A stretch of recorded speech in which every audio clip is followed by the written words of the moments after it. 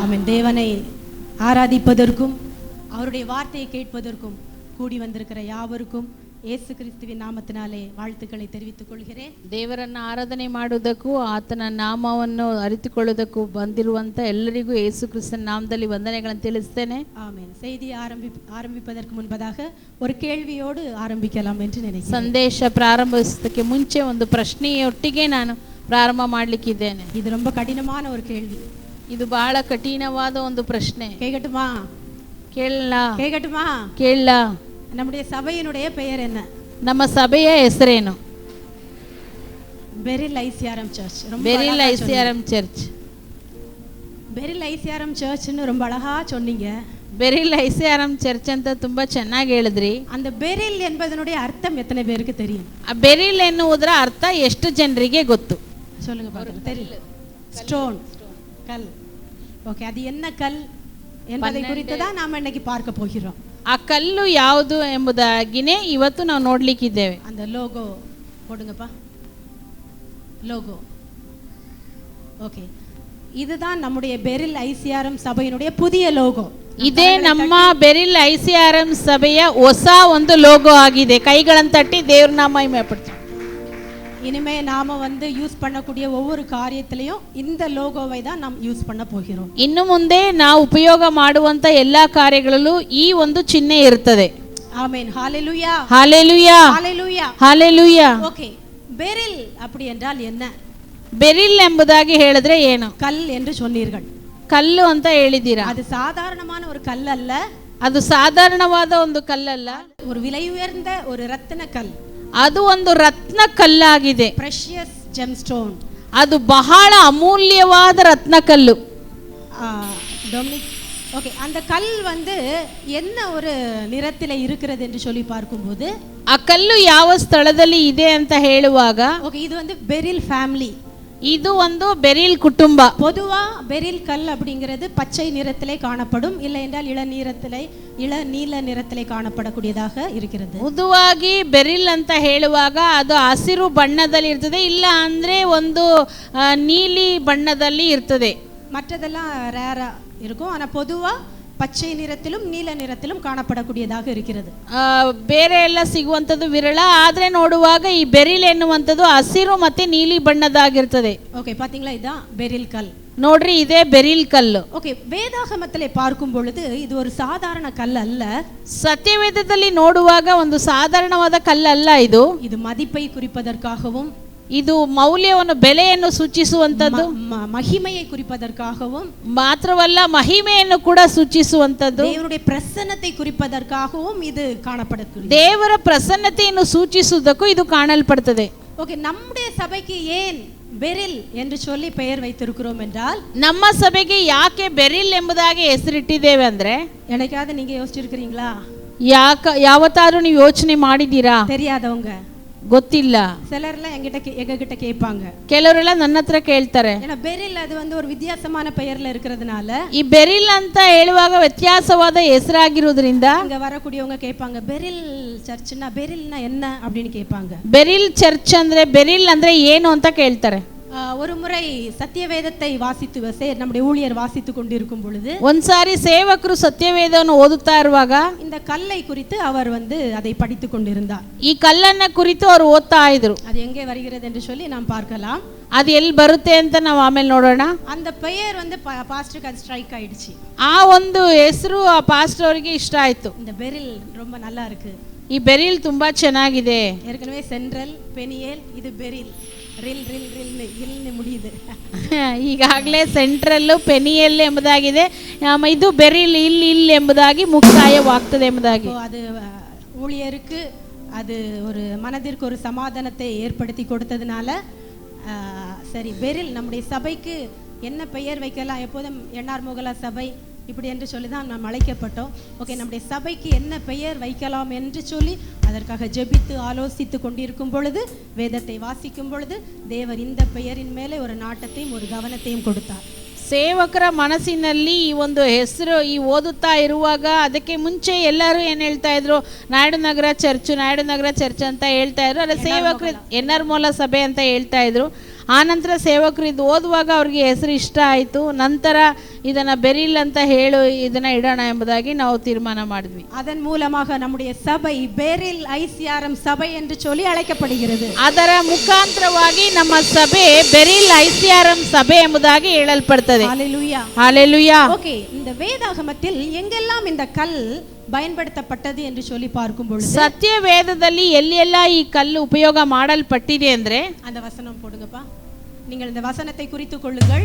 ಈ ವಾಕ್ಯನೆಲ್ಲ ನೀವು ಬರ್ದಿಟ್ಕೊಳ್ರಿ. யாத்திராகமம் 28ஆம் அதிகாரம் 20வது வசனம், 39ஆம் அதிகாரம் 13வது வசனம், எசேக்கியேல் 1:16, 10:9, தானியேல் 10:6, வெளிப்படுத்தின விசேஷம் 21:20.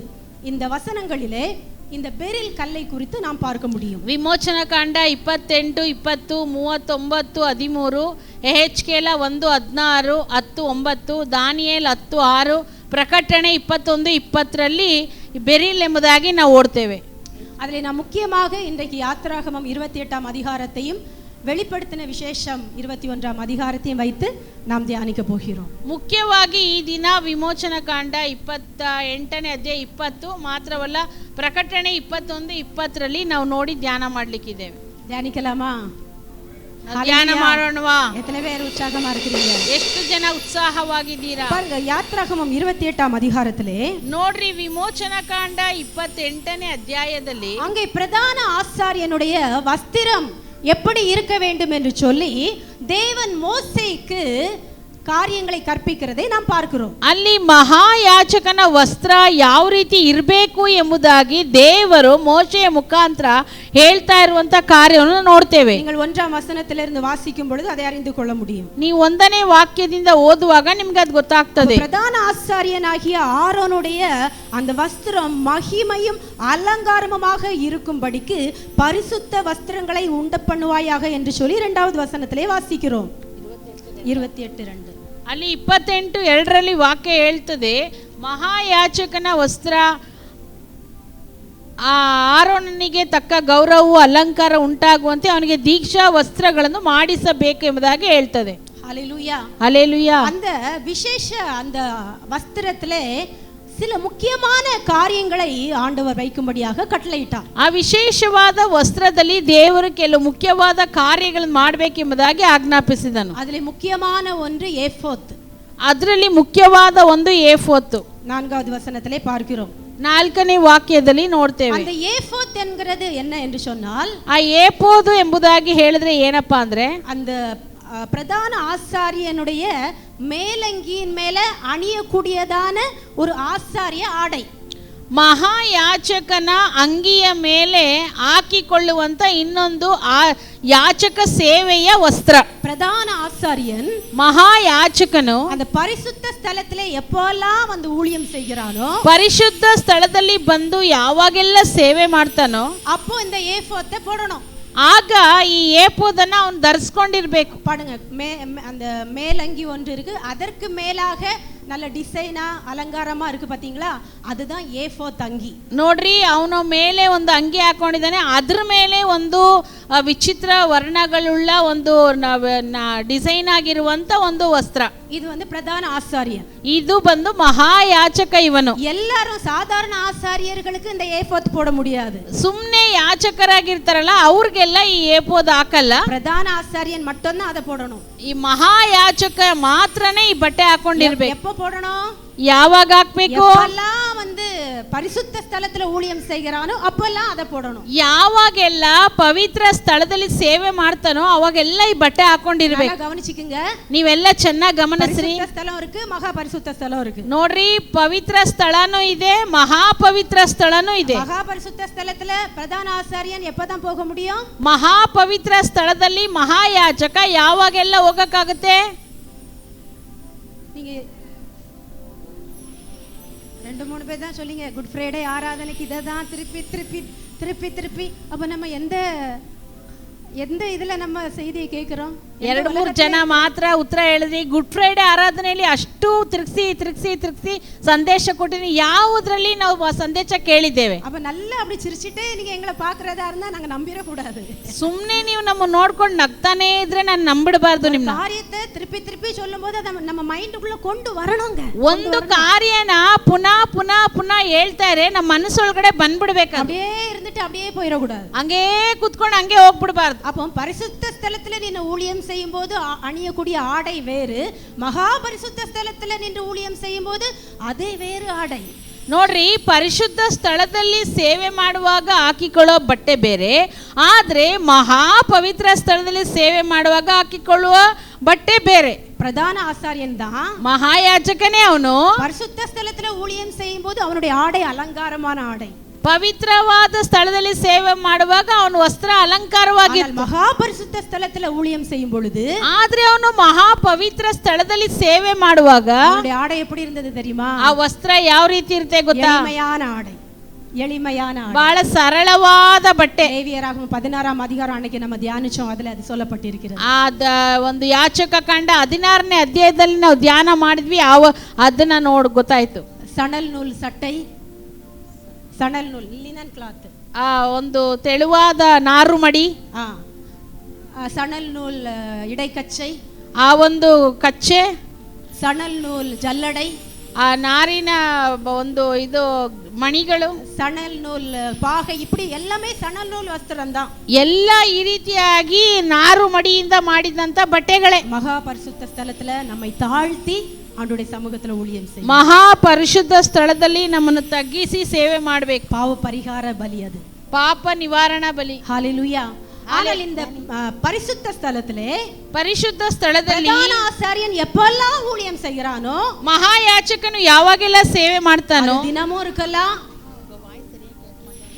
அது தினமும் இருக்கலாம், அப்பப்ப இருக்கலாம், ಅದು ದಿನ ಆಗಿರ್ಬೋದು ಅಥವಾ ಅವಾಗವಾಗ ಆಗಿರ್ಬೋದು. ಏಫೋದ கண்டிப்பா அதை தரிக்கணும். ಆಗ ಖಂಡಿತವಾಗಿ ಏಫೋದನ್ನ ಹಾಕಿಕೊಳ್ಳಬೇಕು. சொல்லுங்க, எல்லா ஆசாரியருக்கும் இல்ல. ನೋಡ್ರಿ, ಹೇಳ್ರಿ, ಎಲ್ಲ ಯಾಜಕರಿಗೂ ಇಲ್ಲ. ಹೇಳ್ರಿ, ಬಾಯಿ ಬಿಟ್ಟು ಹೇಳ್ರಿ, ಎಲ್ಲಾ ಯಾಜಕರಿಗೂ ಅಲ್ಲ, பிரதான ஆசாரியனுக்கு மட்டும், ಮಹಾಯಾಜಕನಿಗೆ ಮಾತ್ರ. பிரதான ஆசாரியனுக்கு மட்டும், ಮಹಾಯಾಜಕನಿಗೆ ಮಾತ್ರ. அந்த ஏஃபோதினுடைய விசேஷித்த காரியத்தை நம்ம பார்க்கும் பொழுது, ಏಫೋದಿನ ವಿಶೇಷ ಕಾರ್ಯವನ್ನು ನೋಡುವಾಗ, அந்த ஏஃபோத்ல, ಆ ಏಫೋದಲ್ಲಿ இந்த தோள் பகுதியில 2 ஸ்டோன் இருக்கும். ನೋಡ್ರಿ, ಅವ್ರ ಕಾಣ್ತಾ ಇದೆ ನೋಡಿ, ಆ ಭುಜದ ಭಾಗದಲ್ಲಿ ಈ ರೀತಿಯಾಗಿ ಇರ್ತದೆ. அந்த ஃபர்ஸ்ட் போட்டோ போடுங்கப்பா. ஃபர்ஸ்ட் அதுக்கு முந்தினது, அதுக்கு முன்னாடி இல்ல பிரதான ஆசாரியனுடைய அது நீங்க கூர்ந்து பாத்தீங்கன்னா தெரியும். அந்த ஷோல்டர்ல 2 ஸ்டோன் இருக்குது. ನೋಡ್ರಿ, ಈ ಮಹಾಯಾಜಕನ ಬಟ್ಟೆಯ ತೋಳಿನಲ್ಲಿ ನೀವು ಸರಿಯಾಗಿ ಗಮನಿಸಿದ್ರೆ ಈ 2 ಪಟ್ಟಿಗಳಿವೆ. அதுதான் உங்களுக்கு நல்லா கிளியரா காட்டுறதுக்காக ஜூம் பண்ணி போட்டுருக்குது. ನಿಮಗೆ ಸರಿಯಾಗಿ ತೋರಿಸೋದಕ್ಕೆ ನಾನು ದೊಡ್ಡದಾಗಿ ಅದನ್ನ ತೋರಿಸಿದೆ. இந்த 2 ஸ்டோனும் வந்து பாத்தீங்கன்னா இது வந்து கோமேதக கற்களால் செய்யப்பட்டது. ಈ 2 ಕಲ್ಲುಗಳು ನೋಡುವಾಗ ಗೋಮೇದಿಕ ಕಲ್ಲುಗಳಿಂದ ಮಾಡಲ್ಪಟ್ಟಿದೆ. அப்ப தேவன் மோசேக்கு சொல்லும் பொழுது இப்படியாக சொல்லுகிறார்.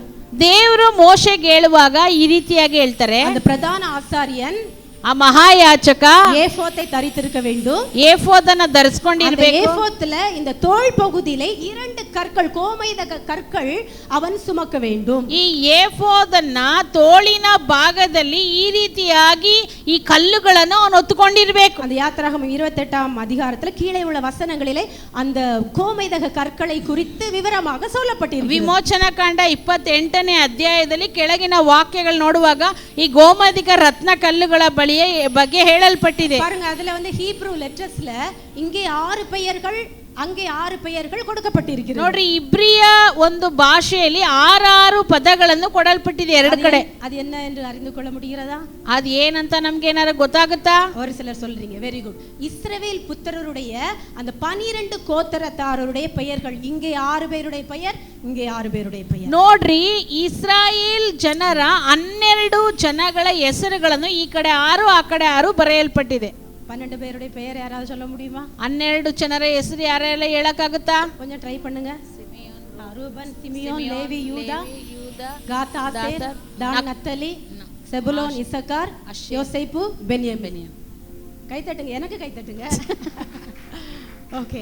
ஸோ இந்த 12 பேர்ல இங்கே 6 பேருடைய பெயர், இங்கே 6 பேர். 12 ಇಸ್ರಾಯೇಲ್ನ 12 ಕುಲಗಳ 6 ಹೆಸರುಗಳನ್ನ ಇಲ್ಲಿ ಬರೆಯಲ್ಪಟ್ಟಿದೆ. ஏன் தேவன் அந்த கோமேதக கல்லிலே இஸ்ரவேல் கோத்திரத்தாருடைய பெயர்களை அவன் வைத்து அதை தோள் மேல் சுமக்க வேண்டும் என்று சொன்னார் என்றால், ಯಾಕೆ ದೇವರು ಈ ಗೋಮೇಧಕ ರತ್ನ ಕಲ್ಲುಗಳನ್ನ ಇಸ್ರಾಯೇಲ್ ಜನ ತೋಳಿನ ಪಟ್ಟಿಯಲ್ಲಿ ಹಾಕಬೇಕು ಅಂತ ಹೇಳಿದ್ರೆ 12வது வசனத்திலே 12ನೇ ವಾಕ್ಯದಲ್ಲಿ ஆரோன் கர்த்தருக்கு முன்பாக தன் 2 தோள்களின் மேலும் இஸ்ரவேல் புத்திரரின் நாமங்களை ஞாபக குறியாக சுமந்து வர அந்த 2 கற்களையும் ஏபோத்து தோள்களின் மேல் அவர்களை நினைக்கும்படியான கற்களாக வைக்க கடவாய். ஹalleluya. ಆ 2 ರತ್ನಗಳನ್ನು ಹೆಗಲಿನ ಮೇಲಿರುವ ಕವಚದ ಪಟ್ಟಿಗಳಲ್ಲಿ ಬಿಗಿಸಬೇಕು. ಅವು ಇಸ್ರಾಯೇಲರ ಜ್ಞಾಪಕಾರ್ಥವಾದ ರತ್ನಗಳಾಗಿರುವವು. பாருங்க, நினைக்கும்படியாக.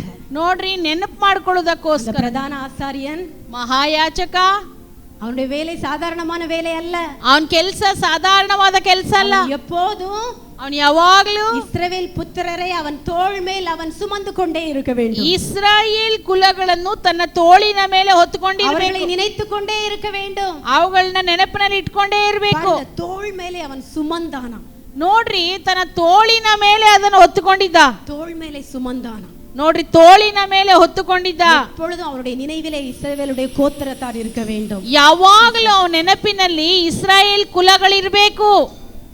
அதற்கு கீழே நாம் வாசிக்கும் பொழுது, ಅದರ ನಂತರ ನಾವು ಓದುವಾಗ அந்த மார்பு பகுதியிலே, ಈ ಎದೆ ಭಾಗದಲ್ಲಿ அங்கே ஒரு காரியத்தை ஆண்டவர் செய்ய சொல்லுகிறார். ದೇವರು ಅಲ್ಲಿ ಒಂದು ಕಾರ್ಯವನ್ನು ಮಾಡ್ಲಿಕ್ಕೆ ಹೇಳಿದ್ದಾನೆ. மார்பு பகுதியிலே அந்த பிரதான ஆசாரியன் என்ன பண்றான்னா, இஸ்ரவேல் புத்திரருடைய 12 நாமங்களை 12 கற்கள் மூலமாக அவன் சுமக்க வேண்டும். ಎದೆ ಭಾಗದಲ್ಲಿ ಇಸ್ರಾಯೇಲ್ ಕುಲಗಳ 12 ಹೆಸರುಗಳನ್ನು 12 ನಾಮಗಳಾಗಿ ಅವನು ಹೊತ್ತಂತಿರಬೇಕು. அந்த பிரதான ஆசாரியனுடைய அந்த ஃபர்ஸ்ட் போட்டது ಅಲ್ಲ தெரியுது பாத்தீங்களா?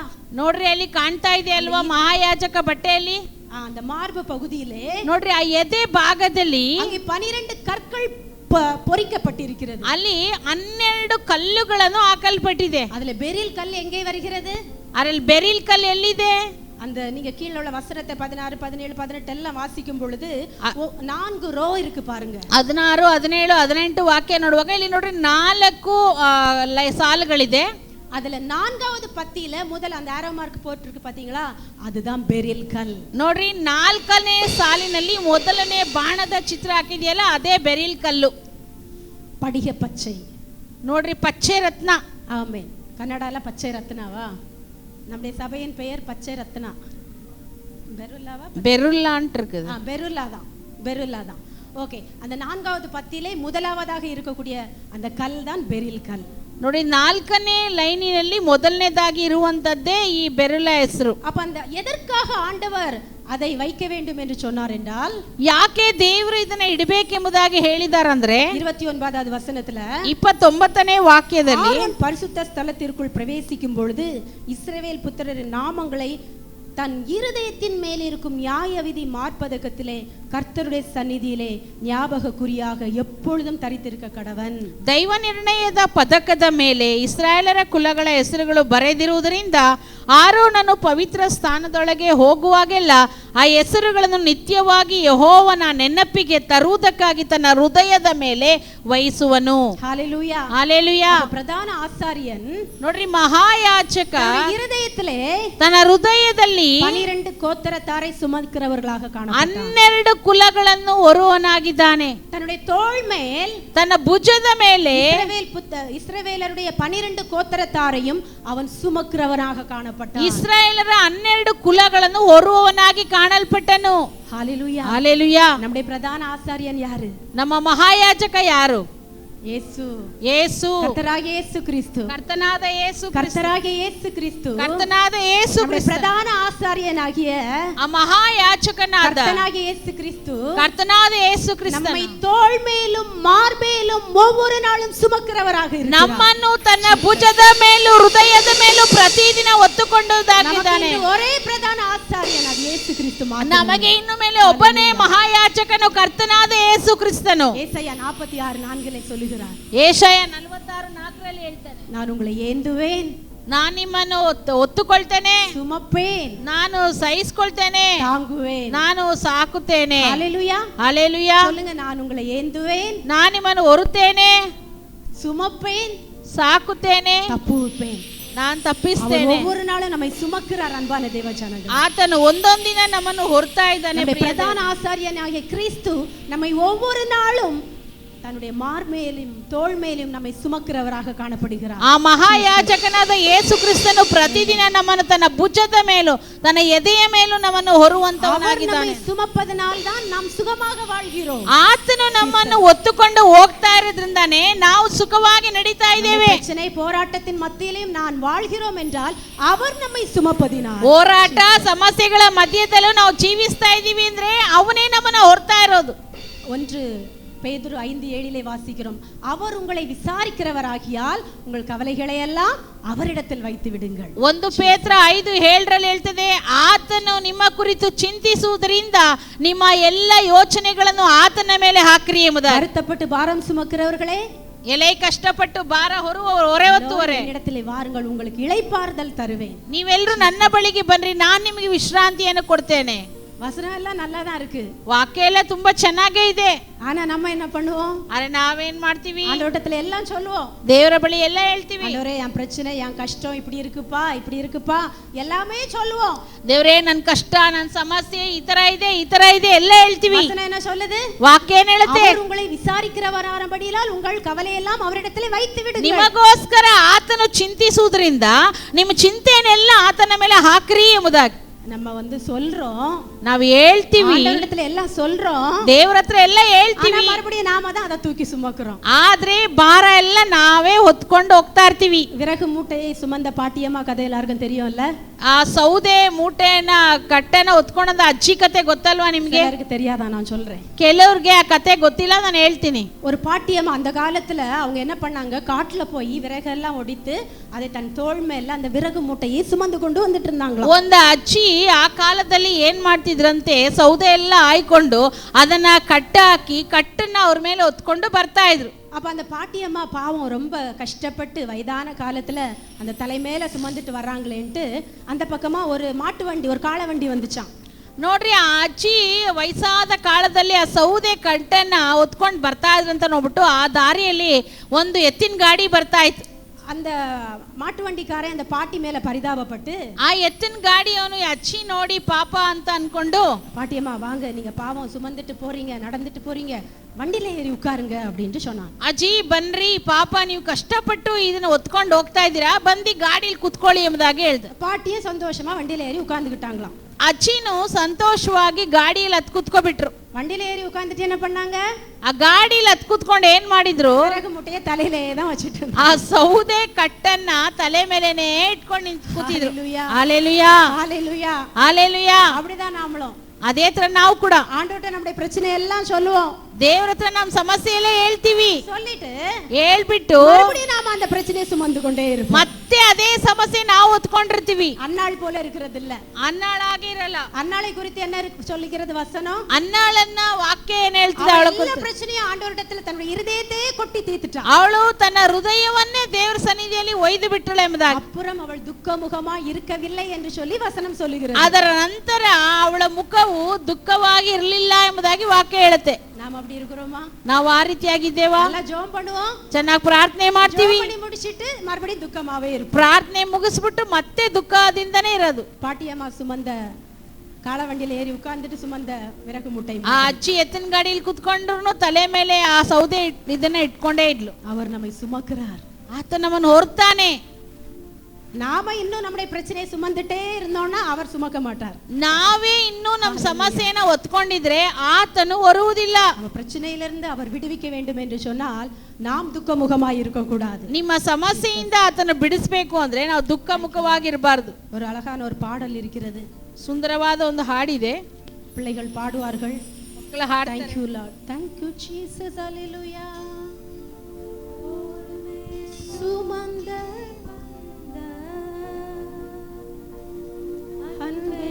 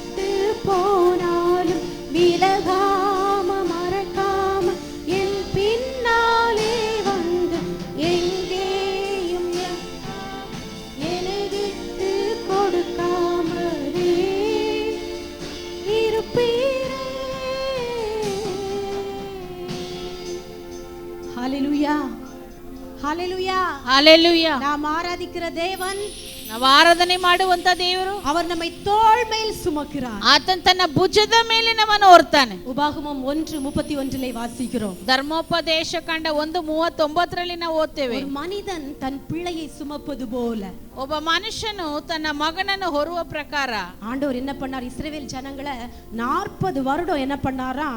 அவர் வந்து சுமந்து கொண்டு வந்தாராம். ದೇವ್ರು ಏನ್ ಮಾಡಿದ್ರಂತೆ? ಇಸ್ರಾಯೇಲ್ ಜನರನ್ನ 40 ವರ್ಷ ಆತನು ಹೊತ್ತಾ ಬಂದನು. ஹalleluya, ஹalleluya. பாருங்க, நம்முடைய வாழ்க்கையிலே ஒவ்வொரு நாளும் நம்முடைய வழிகளிலே அவர் நம்மை சுமக்கிறார். ನೋಡ್ರಿ, ಪ್ರತಿದಿನ ನಮ್ಮನ್ನು ಒಂದೊಂದು ದಿನವೂ ನಮ್ಮನ್ನು ಹೊರ್ತಾ ಬರ್ತಾ ಇದ್ದಾನೆ. நம்முடைய வாழ்க்கையிலே ஒவ்வொரு காலகட்டத்திலும் ನಮ್ಮ ಜೀವಿತದ ಒಂದೊಂದು ಹಂತಗಳಲ್ಲಿ நம்மோடு இருக்கிறார். ಆತ ನಮ್ಮ ಜೊತೆ ಇದ್ದಾನೆ. அவர் நம்மை சுமக்கிறார் என்று ಆತ ನಮ್ಮನ್ನು ಹೊರ್ತೀನಿ ಎಂಬುದಾಗಿ ಹೇಳಿದ್ದಾನೆ. ஹalleluya, ஹalleluya, ஹalleluya, ஹalleluya. பழைய ஏற்பாட்டிலே யாத்திராகமம் 28ஆம் அந்த அதிகாரத்திலே நம்ம வாசித்தது போல நம்முடைய தேவன் நம்மை தோள் மேலும் மார் மேலும் சுமக்கிற தேவன். ಆ ವಿಮೋಚನಾ ಕಾಂಡ 28ನೇ ಅಧ್ಯಾಯ ಅದರಲ್ಲಿ ಓದಿದ ಪ್ರಕಾರ ನಮ್ಮ ದೇವರು ಪ್ರತಿದಿನ ನಮ್ಮನ್ನು ಭುಜದ ಮೇಲೂ ಎದೆಯಲ್ಲೂ ಹೊರ್ತಾ ಇದ್ದಾನೆ. புதிய ஏற்பாட்டிலே இந்த பெரில் கல்லை குறித்து எங்கே பார்க்கிறோம் என்றால், ಹೊಸ ಒಡಂಬಡಿಕೆಯಲ್ಲಿ ಬೆರಿಲ್ ಕಲ್ ಕುರಿತು ಎಲ್ಲಿ ನೋಡ್ತೇವೆ ಅಂದ್ರೆ, வெளிப்படுத்தின விசேஷம் 21ஆம் அதிகாரம், ಪ್ರಕಟಣೆ ಪುಸ್ತಕ 21ನೇ ಅಧ್ಯಾಯ 1லிருந்து நாம் வாசிக்கும் பொழுது 1ರಿಂದ ನಾವು ಓದುವಾಗ நாம் அதை அறிந்து கொள்ள முடியும். ಅದನ್ನ ನಾವು ತಿಳ್ಕೊಳ್ಳಿಕ್ಕೆ ಸಾಧ್ಯ ಆಗುತ್ತೆ. அது விசேஷமாக அந்த 14வது வசனத்திலே, ವಿಶೇಷವಾಗಿ 14ನೇ ವಾಕ್ಯದಲ್ಲಿ நகரத்தின் மதிலுக்கு 12 அஸ்திபார கற்கள் இருந்தன. அவைகளின் மேல் ஆட்டுக்குட்டியானவருடைய 12 அப்போஸ்தலரின் 12 நாமங்களும் பதிந்திருந்தன. ಪಟ್ಟಣದ ಪ್ರಕಾರಕ್ಕೆ 12 ಅಸ್ತಿವಾರಗಳಿದ್ದವು. ಅವುಗಳ ಮೇಲೆ ಯಜ್ಞದ ಕುರಿಯಾದ ಆತನ 12 ಮಂದಿ ಅಪೋಸ್ತಲರ ಹೆಸರುಗಳಿದ್ದವು. பழைய ஏற்பாட்டில ಹಳೆ ಒಡಂಬಡಿಕೆಯಲ್ಲಿ யாருடைய பெயர்கள்? ಯಾರ ಹೆಸರುಗಳಿತ್ತು?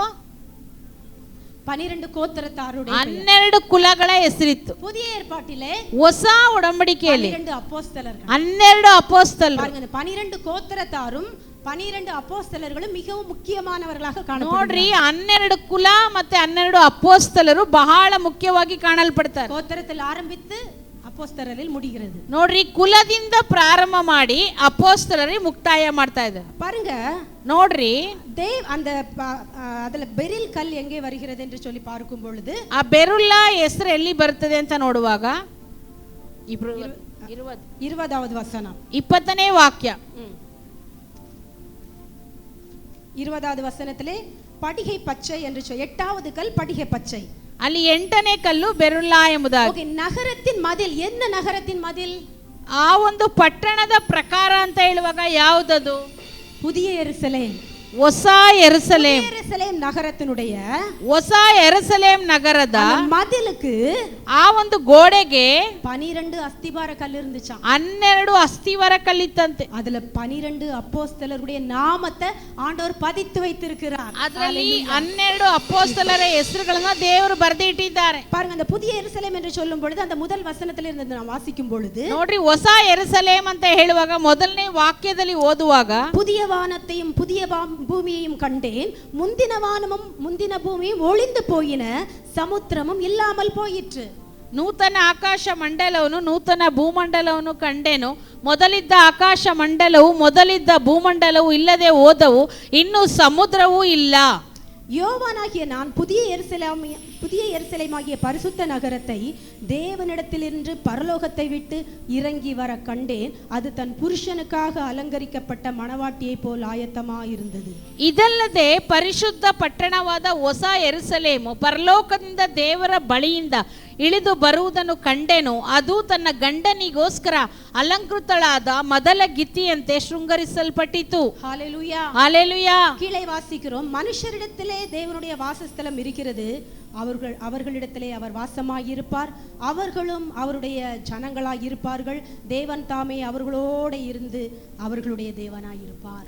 ಇದಲ್ಲದೆ ಸಿಂಹಾಸನದೊಳಗಿಂದ ಬಂದ ಮಹಾಶಬ್ದವನ್ನು ಕೇಳಿಸಿತು. ಅದು, ಇಗೋ ದೇವರ ನಿವಾಸವು ಮನುಷ್ಯರಲ್ಲಿ ಅದೇ, ಆತನು ಅವರೊಡನೆ ವಾಸ ಮಾಡುವನು, ಅವರು ಆತನಿಗೆ ಪ್ರಜೆಗಳಾಗಿರುವರು, ದೇವರು ತಾನೇ ಅವರ ಸಂಗಡ ಇರುವನು. ஹalleluya, ஹalleluya. புதிய வானமும் புதிய பூமியும் எங்க இருக்குது? ನೋಡ್ರಿ, ನೂತನ ಆಕಾಶ ನೂತನ ಭೂಮಂಡಲ ಎಲ್ಲಿದೆ?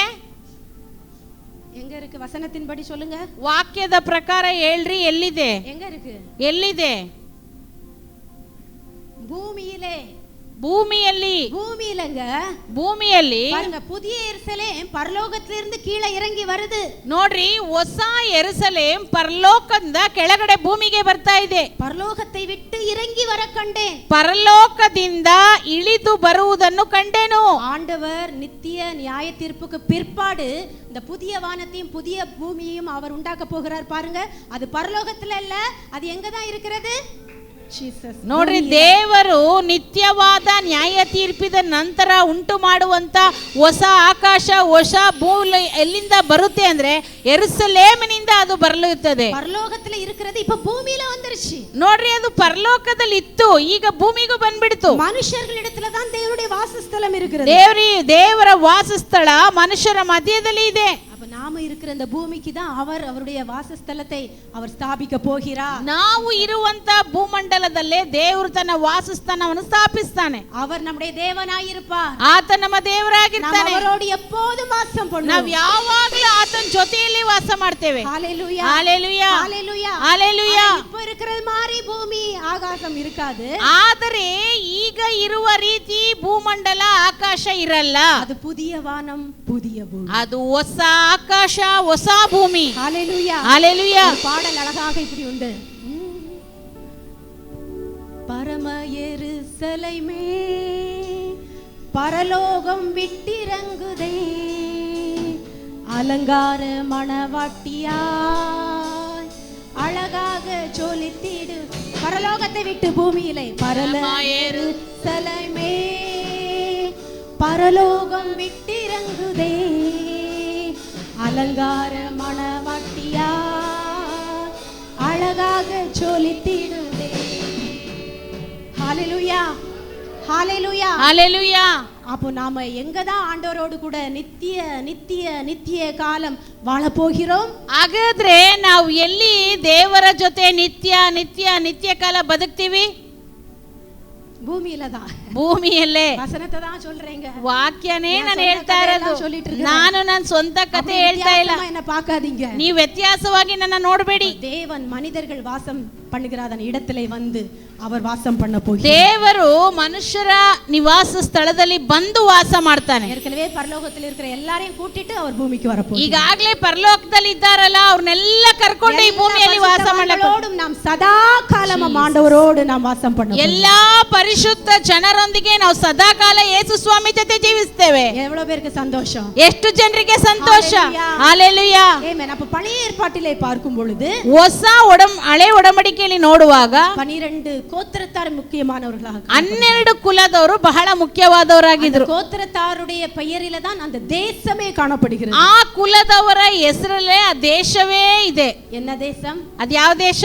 இஸ்ரவேல். ಇಸ್ರಾಯೇಲ್. இன்னைக்கு முழு உலக நாடுகளுக்கு ஒரு சவாலாக இருக்கக்கூடிய ಇವತ್ತು ಇಡೀ ದೇಶದ ನಾವು ಎಲ್ಲರಿಗೂ ಒಂದು ಸವಾಲಾಗಿ ಇಸ್ರಾಯೇಲ್ ಇದೆ. தேவனுடைய ஜனங்கள் வாழ்கிறதான ಅದು ದೇವ ಜನರು ವಾಸಿಸುವಂತ ದೇವರ ಜನ. கோத்திரத்தார் ஒரு தேசமாக அவர்கள் அழைக்கப்பட்டார்கள். 12 ಕುಲದವರು ಸೇರಿ ಒಂದು ದೇಶವಾಗಿ ಅಲ್ಲಿದ್ದಾರೆ. இஸ்ரவேல் தேசம், ಇಸ್ರಾಯೇಲ್ ದೇಶ, தேவ ஜனங்கள் வாசம் பண்ணுகிற ದೇವ ಜನರು ವಾಸಿಸುವ ದೇಶ. அதே போல புதிய ஏற்பாட்டிலே பார்க்கும் பொழுது ಅದೇ ರೀತಿ ಹೊಸ ಒಡಂಬಡಿಕೆಯಲ್ಲಿ ನೋಡುವಾಗ 12 அப்போஸ்தலர்கள் எப்படி முக்கியமானவர்களாக காணப்படுகிறார்கள் என்றால் 12 ಅಪೊಸ್ತಲರುಗಳು ಯಾವ ರೀತಿ ಮುಖ್ಯವಾದವರಾಗಿ ಕಾಣಲ್ಪಡ್ತಾರೆ ಅಂದ್ರೆ ಸಭೆಯಾಗಿ இருக்கக்கூடியதான நமக்கு அவர்கள் ஒரு அடித்தளமாக காணப்படுகிறார்கள். ಸಭೆಯಾಗಿರುವಂತ ನಮಗೆ ಅವರು ಒಂದು ಅಸ್ತಿವಾರವಾಗಿ ಕಾಣಲ್ಪಡ್ತಾರೆ. எபேசியர் 2ஆம் அதிகாரம், ಎಫೆಸದವರಿಗೆ ಪತ್ರಿಕೆ 2ನೇ ಅಧ್ಯಾಯ 19 22 வரைக்கும் நாம் வாசிக்கும் பொழுது 19ರಿಂದ ಒಂದು 22 ತನಕ ನಾವು ಓದುವಾಗ, யாராவது வாசியுங்கள் சீக்கிரமாக. ಹೀಗಿರಲಾಗಿ ನೀವು ಇನ್ನು ಮೇಲೆ ಪರದೇಶದವರು, ಅನ್ಯರು ಆಗಿರದೆ ದೇವ ಜನರೊಂದಿಗೆ ಒಂದೇ ಸಂಸ್ಥಾನದವರು, ದೇವರ ಮನೆಯವರು ಆಗಿದ್ದೀರಿ. ಅಪೊಸ್ತಲರು, ಪ್ರವಾದಿಗಳು ಎಂಬ ಅಸ್ತಿವಾರದ ಮೇಲೆ ನೀವು ಮಂದಿರದೋಪಾದಿಯಲ್ಲಿ ಕಟ್ಟಲ್ಪಟ್ಟಿದ್ದೀರಿ. ಯೇಸು ಕ್ರಿಸ್ತನೇ ಮುಖ್ಯವಾದ ಮೂಲೆಗಲ್ಲು. ಆತನಲ್ಲಿ ಕಟ್ಟಡದ ಎಲ್ಲ ಭಾಗಗಳು ಒಂದಕ್ಕೊಂದು ಹೊಂದಿಕೆಯಾಗಿ ಕಟ್ಟಡವು ವೃದ್ಧಿಯಾಗುತ್ತಾ ಕರ್ತನಲ್ಲಿ ಪರಿಶುದ್ಧ ದೇವಾಲಯವಾಗುತ್ತದೆ. ಆತನಲ್ಲಿ ನೀವು ಸಹ ಪವಿತ್ರಾತ್ಮನ ಮೂಲಕವಾಗಿ ದೇವರಿಗೆ ನಿವಾಸ ಸ್ಥಾನವಾಗುವುದಕ್ಕಾಗಿ ನಮ್ಮ ಸಂಗಡ ಕಟ್ಟಲ್ಪಡುತ್ತಾ ಇದ್ದೀರಿ. ஹalleluya. ಹಾಲೆಲೂಯಾ. இந்த வசனத்தை அக்கா வாசிக்கும் போது ಈ ವಾಕ್ಯವನ್ನು ಓದುವಾಗ அக்கா வாசிக்கும் போது இன்னைக்கு இந்த வசனம் வேறு எப்பவாவது வாசிக்கப்பட்டதா? ಈ ವಾಕ್ಯವನ್ನ ಬೇರೆ ಯಾವಾಗ್ಲಾದ್ರೂ ಓದಲ್ಪಟ್ಟಿತ್ತಾ? இன்னைக்கு ಇವತ್ತು. எப்போ? ಯಾವಾಗ? காயத்ரி சொன்னா எப்போ வாசிக்கப்பட்டது தெரியுமா? ಯಾವಾಗ ಓದಲ್ಪಡ್ತು? நிக்கில் இன்னைக்கு வாசித்தது அந்த வேத பகுதி தான். ನಿಖಿಲ್ ಅವರು ಓದಿದ್ದೇ ಈ ಸತ್ಯವೇದ ಭಾಗ. ஹalleluya. ஹalleluya. எபேசியர் 2ஆம் அதிகாரத்திலே அந்த முதல் வசனத்திலே 19வது வசனத்திலே வாசிக்கிறோம். 19ನೇ ವಾಕ್ಯದಲ್ಲಿ ಓದುತ್ತೇವೆ, ஆகையால் ಹೀಗಿರುವುದರಿಂದ நீங்கள் இனி அந்நியரும் பரದೇசிகளும் ஆயிராமல். ನೀವು ಇನ್ನು ಮುಂದೆ ಪರದೇಶದವರು ಅನ್ಯರು ಆಗಿರುವುದಿಲ್ಲ. எல்லாரும் கவனிங்க, ಎಲ್ಲ ಗಮನಿಸ್ರಿ. நாமெல்லாம் இப்போ யாருக்கு கிடையாது? ನಾವೆಲ್ಲ ಈಗ ಯಾರಲ್ಲ? அந்நியர்கள் கிடையாது. ನಾವು ಅನ್ಯರಲ್ಲ. நீ கன்னட பேசுற ஆளு, ನೀನ್ ಕನ್ನಡ ಮಾತಾಡೋರು, தமிழ் பேசுற ஆளு, ನೀನ್ ತಮಿಳ್ ಮಾತಾಡೋರು, இவங்க தெலுங்கு பேசுறவங்க, ಇವ್ರು ತೆಲುಗು ಮಾತಾಡೋರು, மலையாளம் பேசுறவங்க, ಇವ್ರು ಮಲಯಾಳ ಮಾತಾಡ್ತಾರೆ. இப்படி நாம் ஒருவருக்கொருவர் அந்நியர்கள் அல்ல. ಈ ರೀತಿಯಾಗಿ ನಾವು ಒಬ್ಬರಿಗೊಬ್ಬರು ಅನ್ಯರಲ್ಲ, பரதேசிகள் அல்ல, ನಾವು ಪರದೇಶದವರು ಅಲ್ಲ, பொழைப்பு தேடி எங்கேயோ வந்து வாழ்கிற ஜனங்கள் அல்ல, ವಲಸೆ ಬಂದು ಎಲ್ಲ ಬದುಕುವಂತ ಜನರು ಅಲ್ಲ. நம்மை குறித்து வேதம் என்ன சொல்லுகிறது? ನಮ್ಮನ್ನು ಕುರಿತು ಸತ್ಯವೇದ ಏನ್ ಹೇಳುತ್ತೆ? பரிசுத்தவான்களோட ஒரே நகரத்தாரும், ಪರಿಶುದ್ಧ ಜನರು ವಾಸಿಸುವ ಒಂದೇ ನಗರದವರು. ஹalleluya. ಹalleluya. நாம எல்லாரும் ஒரே ஊருக்காரங்க. ನೋಡ್ರಿ, ನಾವೆಲ್ಲ ಒಂದೇ ಊರಿನವರು. பக்கத்துல சொல்லுங்க, நாமெல்லாம் ஒரே ஊருக்காரங்க. ಪಕ್ಕದಲ್ಲಿ ನೋಡಿ ಹೇಳ್ರಿ, ನಾವೆಲ್ಲ ಒಂದೇ ಊರವರು, ஒரೇ ஊருக்காரங்க. ನಾವೆಲ್ಲ ಒಂದೇ ಊರಿನವರು. எந்த ஊரு? ಯಾವ ಊರು? எந்த ஊருக்காரங்க சொல்லுங்க. ಯಾವ ಊರು ಅಂತ ಹೇಳ್ರಿ. கேக்கல. ಹೇಳ್ರಿ, ಕೇಳಿಸ್ತಾ ಇಲ್ಲ. மைசூரா? ಮೈಸೂರಾ? பலவதா? என்ஆர்மோலா? ಎನ್ಆರ್ ಮೂಲನಾ? எந்த ஊருங்க? ஒருத்தராது எனக்கு கேக்குற மாதிரி சொன்னா ಹೇಳ್ರಿ, ಯಾರಾದ್ರೂ ಒಬ್ರು ಯಾವ ಊರು? பெரிலா? பெரில் தான். பெரில்ல இருக்க நாம எல்லாரும் இப்ப எந்த ஊரார்? எந்த ஊருக்காரங்க? ಯಾವ ಊರ್ದವರು? பரலோக ஊரார். ಆಮೆನ್. ಪರಲೋಕ ಊರಿನವರು ನಾವೆಲ್ಲರೂ. பாஸ்டர் ஆராதனை நடத்தும் போது சொன்னார் இல்லையா? ಪಾಸ್ಟರ್ ಆರಾಧನೆ ನಡೆಸುವಾಗ ಹೇಳಿದ್ರಲ್ವಾ, இந்த ஊர் நமக்கு இப்போ நம்ம இருக்கிற இந்த பூலோகம், இந்த பூமி நமக்கு டெம்பரவரி. ನೋಡ್ರಿ, ಈಗ ನಾವಿರುವಂತ ಈ ಭೂಮಿ ನಮಗೆ ತಾತ್ಕಾಲಿಕ. நிரந்தர வீடு எங்க இருக்கு? ನಮಗೆ ನಿರಂತರ ಎಲ್ಲಿದೆ? பரலோகம். ಪರಲೋಕ. வசனம் சொல்லிது நாம் ஒரே நகரத்தா. ಆದ್ರಿಂದ ವಾಕ್ಯ ಹೇಳ್ತಿದೆ, ನಾವೆಲ್ಲ ಒಂದೇ ಪಟ್ಟಣದವರು. ஊரார் பாருங்க, ನಾವು ಒಂದೇ ಊರಿನವರು. அது மட்டும் இல்ல, தேவனுடைய வீட்டாருமாய் இருந்து. ಅದು ಮಾತ್ರವಲ್ಲ, ದೇವರ ಮನೆಯವರಾಗಿದ್ದೇವೆ. ஒரே ஊரார் மட்டும் இல்ல, ನಾವು ಒಂದೇ ಊರಿನವರು ಮಾತ್ರ. ஒரே வீட்டார். ஒரே வீட்டார், ಒಂದೇ ಮನೆಯವರು. அதனாலதான் நம்ம பெரில் குடும்பம் என்று சொல்லி அழைக்கப்படுகிறோம். ಆದುದರಿಂದ ನಾವು ಬೆರಿಲ್ ಕುಟುಂಬದವರು ಎಂಬುದಾಗಿ ಕರೆಯುತ್ತೇವೆ. அப்படிதானே நம்ம அழைக்கப்படுகிறோம். ಆತರ ತಾನೇ ನಾವು ಕರೆಯೋದು, பெரில் குடும்பத்தார், பெரில் குடும்பத்தார் என்று சொல்லி. ಬೆರಿಲ್ ಕುಟುಂಬದವರು, ಬೆರಿಲ್ ಕುಟುಂಬದವರು ಎಂಬುದಾಗಿ. அப்போ ஒரு வீடுன்னு வரும்போது, ಒಂದು ಮನೆ ಅಂತ ಬರುವಾಗ அங்க சந்தோஷம், ಅಲ್ಲಿ ಸಂತೋಷ, மகிழ்ச்சி, ಹರ್ಷ, அன்பு, ಪ್ರೀತಿ, கொண்டாட்டம், ಕೊಂಡಾಟ, இது மட்டும் தான் எப்போதும் இருக்கும் இல்லையா? ಇದು ಮಾತ್ರ ಯಾವಾಗ್ಲೂ ಇರುತ್ತಲ್ವಾ? அப்படியா? ಹೌದಾ? கொஞ்சம் சண்டையும் இருக்கும், ಸ್ವಲ್ಪ ಜಗಳ ಇರುತ್ತೆ, கொஞ்சம் பெரிய சண்டையும் இருக்கும். ದೊಡ್ಡ ಜಗಳನೂ ಇರುತ್ತೆ. ஆனாலும் ಆದ್ರೂ மன்னித்து, ಕ್ಷಮಿಸಿ, விட்டு கொடுத்து, ಬಿಟ್ಕೊಟ್ಟು, சின்ன சின்ன அட்ஜஸ்ட்மெண்ட் எல்லாம் பண்ணி ಚಿಕ್ಕ ಚಿಕ್ಕ ಅಡ್ಜಸ್ಟ್ಮೆಂಟ್ ಎಲ್ಲ ಮಾಡ್ಕೊಂಡು ஒரே வீட்ல ஒண்ணா இருக்கிறோம். ಒಂದೇ ಮನೆಯಲ್ಲಿ ಒಂದೇ ಇದ್ದೇವೆ, ಒಂದೇ ಆಗಿದ್ದೇವೆ, ಒಟ್ಟಾಗಿದ್ದೇವೆ. இந்த பெரில் ஐசியாரம் என்பது, ಈ ಬೆರಿಲ್ ಐಸಿಆರ್ಎಂ ಎನ್ನುವಂತ நாமெல்லாம் ஒரே வீட்டார். ನಾವೆಲ್ಲ ಒಂದೇ ಮನೆಯವರು. சொல்லுங்க, நாமெல்லாம் ஒரே வீட்டார். ನಾವೆಲ್ಲ ಒಂದೇ ಮನೆಯವರು. நம்முடைய வீட்டினுடைய, நம்முடைய குடும்பத்தின் பெயர் பெரில். ನಮ್ಮ ಕುಟುಂಬದವರ ಹೆಸರು ಬೆರಿಲ್. நம் பெரில் குடும்பத்தார். ನಾವು ಬೆರಿಲ್ ಕುಟುಂಬದವರು. அப்போ ಹಾಗಾದ್ರೆ வீடுன்னா கொஞ்சம் கொஞ்சம் சின்ன சின்ன பிரச்சனை வரதான் செய்யும். ಮನೆ ಅಂತ ಅಂದ್ರೆ ಸ್ವಲ್ಪ ಸ್ವಲ್ಪ ಚಿಕ್ಕ ಚಿಕ್ಕ ಸಮಸ್ಯೆ ಬಂದೇ ಬರುತ್ತೆ. சபைன்னு வரும்போது சில நேரம் ஏதாவது சின்ன சின்னது வந்துருது இல்லையா? ಸಭೆ ಅಂತ ಹೇಳುವಾಗ ಚಿಕ್ಕ ಚಿಕ್ಕದ ಏನಾದ್ರು ಬರುತ್ತೆ ಅಲ್ವಾ? சின்ன மனஸ்தாபம், ಚಿಕ್ಕ ಮನಸ್ತಾಪ, ஏதோ ஒரு காரியம், ಏನೋ ಒಂದು ಕಾರ್ಯ. ஆனா ಆದರೆ நம்ம என்ன பண்றோம்? உடனே ನಾವು ಒಡನೆ ಏನ್ ಮಾಡ್ತೀವಿ? நான் இனிமே இந்த சபைக்கு வர மாட்டேன், ನಾನು ಇನ್ ಮುಂದೆ ಈ ಸಭೆಗೆ ಬರಲ್ಲ, நான் வேற சபைக்கு போறேன். ನಾನು ಬೇರೆ ಸಭೆಗೆ ಹೋಗ್ತೇನೆ. யாராவது வீட்ல ಯಾರಾದ್ರೂ ಮನೆಯಲ್ಲಿ ஏதாவது பிரச்சனை வந்துச்சுன்னா, ಏನಾದ್ರೂ ಸಮಸ್ಯೆ ಬಂದ್ರೆ நான் இந்த வீட்ல இருக்க மாட்டேன், ನಾನು ಈ ಮನೆಯಲ್ಲಿ ಇರಲ್ಲ, சரி, அதாவது பரவாயில்ல, அப்படி கூட சிலர் சொல்லிடுவாங்க. ಅದನ್ನು ಕೂಡ ಕೆಲವರು ಹೇಳ್ಬಿಡ್ತಾರೆ. வேற வீட்டுக்கு போறேன்னு யாராவது சொல்லுவாங்களா? ಬೇರೆ ಮನೆಗೆ ಹೋಗ್ತೀನಿ ಅಂತ ಯಾರಾದ್ರೂ ಹೇಳ್ತಾರಾ? சொல்லுவாங்களா? ಹೇಳ್ತಾರಾ? சொல்லுங்க, ಹೇಳ್ರಿ. சில சின்ன பிள்ளை யாராவது பிள்ளைங்களோ யாரோ கோபப்பட நான் வீட்டை விட்டு போறேன் அப்படின்னு சொல்லுவாங்க. ಏನಾದ್ರೂ ಕೋಪ ಬಂದ್ರೆ ಏನಾದ್ರು ಪ್ರಶ್ನೆ ನಾನು ಬೇರೆ ಮನೆಗೆ ಹೋಗ್ತೀನಿ. எத்தனை பேர் இங்க சொல்லி இருக்கிறீங்க? ಎಷ್ಟು ಜನ ಇಲ್ಲಿ ಹೇಳಿದ್ದೀರಾ? என்னைக்காவது போயிருக்கிறீங்களா? ಯಾವತ್ತಾದ್ರೂ ಹೋಗಿದ್ದೀರಾ? போக மாட்டோம், ಹೋಗಲ್ಲ. அதான் குடும்பம். ಅದೇ ಕುಟುಂಬ, குடும்பத்தின் விசேஷம். ಅದೇ ಕುಟುಂಬದ ವಿಶೇಷ. குடும்பம் என்று சொல்லும் பொழுது அங்க என்ன வந்தாலும் நம்ம அட்ஜஸ்ட் பண்ணிக்கொண்டு இதுதான் என் வீடு, நான் இங்க தான் இருக்கணும்னு நம்ம இருக்கிறோம். ಕುಟುಂಬ ಅಂತ ಬರುವಾಗ ಏನೇ ಅದ್ರ ನಿಮಿತ್ತ ಬಂದ್ರು ಅಡ್ಜಸ್ಟ್ ಮಾಡ್ಕೊಂಡು ಇದೇ ನನ್ನ ಮನೆ ಅಂತ ಇರ್ತೀವಿ. ஆனா சபை என்று சொல்லும் பொழுது நம்மளால் ஏன் அப்படி சொல்ல முடியவில்லை? ಸಭೆ ಅಂತ ಬರುವಾಗ ನಮ್ಮಿಂದ ಯಾಕೆ ಹಂಗೆ ಹೇಳಕ್ಕಾಗಲ್ಲ? ஏன்னா ಯಾಕಂದ್ರೆ இதை நம்முடைய வீடாக நாம் நினைப்பதில்லை. ಇದನ್ನ ನಮ್ಮ ಮನೆಯಾಗಿ ನಾವು ನೆನ್ಸ್ಕೊಳ್ಳಲ್ಲ. என்னுடைய சொந்த வீடாக நாம் நினைப்பது கிடையாது. ಇದು ನಮ್ಮ ಸ್ವಂತ ಮನೆಯಾಗಿ ನಾವು ನೆನ್ಸ್ಕೊಳ್ಳಲ್ಲ. இது நம்முடைய சொந்த வீடுங்க. ಇದು ನಮ್ಮ ಸ್ವಂತ ಮನೆ. தேவன் இந்த பூமியிலே நமக்கு கொடுத்திருக்கிறதான ஒரு ஆவிக்குரிய வீடு. ದೇವರು ಈ ಭೂಮಿಯಲ್ಲಿ ನಮಗೆ ಕೊಟ್ಟಿರುವಂತ ಒಂದು ಆತ್ಮಿಕ ಮನೆ. சொல்லுங்க, பெரில் ஐசிஆர்எம் சர்ச். ಹೇಳ್ರಿ, ಬೆರಿಲ್ ಐಸಿಆರ್ಎಂ ಸಭೆ. பூமியிலே தேவன் எனக்கு கொடுத்திருக்கிற ஒரு ஆவிக்குரிய வீடு. ಈ ಭೂಮಿಯಲ್ಲಿ ದೇವರು ನನಗೆ ಕೊಟ್ಟಿರುವಂತ ಒಂದು ಆತ್ಮಿಕ ಮನೆ. இங்க இருக்கிறவங்க எல்லாம் என்னுடைய சகோதர சகோதரிகள். ಇಲ್ಲಿರುವಂತವರೆಲ್ಲ ನನ್ನ ಸಹೋದರ ಸಹೋದರಿಯರು. நாங்க கொஞ்சம் கொஞ்சம் அப்படி ஏதாவது ஆனாலும் நாங்க இந்த வீட்ல தான் இருப்போம். ನಾವು ಸ್ವಲ್ಪ ಸ್ವಲ್ಪ ಆತರ ಏನಾರು ಆದ್ರೂ ಕೂಡ ಈ ಮನೆಯಲ್ಲೇ ಇರ್ತೀವಿ. வீட்ல இருப்பதற்காகத்தான் தேவன் என்னை ரட்சித்து கொண்டு வந்திருக்கிறார். ಈ ಮನೆಯಲ್ಲಿ ಇರುವುದಕ್ಕಾಗಿಯೇ ದೇವರು ನನ್ನ ರಕ್ಷಿಸಿ ತಂದಿದ್ದಾನೆ. ஹalleluya, ஹalleluya. இந்த வீட்ல இருந்துட்டு ಈ ಮನೆಯಲ್ಲಿ ಇದ್ದುಕೊಂಡು நம்முடைய பெர்மனன்ட் வீட்டுக்கு நம்ம போறோம். ನಮ್ಮ ಶಾಶ್ವತ ಮನೆಗೆ ನಾವು ಹೋಗ್ತೇವೆ. டெம்பரரி வீடு, ಇದು ತಾತ್ಕಾಲಿಕ. ஆனா நம்முடைய இந்த வீட்ல இருந்துட்டு தான் நாம என்ன பண்ணணும்? நம்முடைய பரலோக நிரந்தர வீட்டிற்கு நாம் போக முடியும். ಈ ಮನೆಯಿಂದನೇ ನಾವು ನಮ್ಮ ಪರಲೋಕ ನಿರಂತರವಾದ ಶಾಶ್ವತ ಮನೆಗೆ ಹೋಗ್ತೇವೆ. ஹalleluya, ஹalleluya, ஹalleluya, ஹalleluya. அடுத்த வசனத்திலே நாம வாசிக்கிறோம். ಇನ್ನೊಂದು ವಾಕ್ಯದಲ್ಲಿ ನಾವು ಓದ್ತೇವೆ. 19வது வசனத்திலே வாசிக்கும்போது நாம் ஒரே வீட்டார், ஒரே ஊரார், ஒரே வீட்டார்.